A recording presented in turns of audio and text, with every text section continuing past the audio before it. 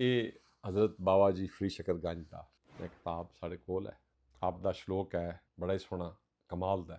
फरीदा मन मैदान कर टोए टिब्बे ला, मन मैदान कर टोए टिब्बे ला, अगे मूल न आवसी दोजख संधी भा।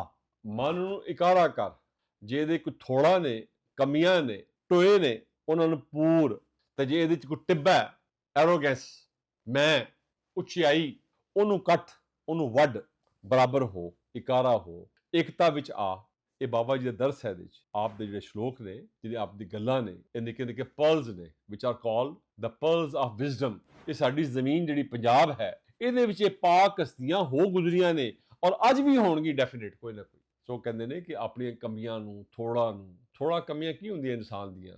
ਹਿਰਸ, ਲਾਲਚ, ਹਵਸ, ਹਸਦ, ਇਹ ਇਨਸਾਨ ਦੀਆਂ, ਗੁੱਸਾ, ਸ਼ਹਿਵਤ, ਇਹਨਾਂ ਨੂੰ ਪੂਰ, ਇਹਨਾਂ ਵਾਲੇ ਪਾਸੇ ਧਿਆਨ ਨਾ ਕਰ, ਇਹਨਾਂ ਨੂੰ ਬਰਾਬਰ ਕਰ, ਇਹਨਾਂ 'ਚ ਖੁੱਬਿਆ ਨਾ ਰਹਿ, ਇਹਨਾਂ 'ਚ ਫਸਿਆ ਨਾ ਰਹਿ। ਔਰ ਜਿਹੜਾ ਟਿੱਬਾ ਉੱਚਾ, ਆਪਣੇ ਆਪ ਨੂੰ ਬਾਕੀਆਂ ਤੋਂ ਉੱਚਾ ਸਮਝਣਾ ਕਿ ਮੈਂ ਉੱਚਾ, ਇਹ ਸ਼ੇਰ ਮੀਆਂ ਸਾਹਿਬ ਦਾ ਨਹੀਂ ਹੈਗਾ।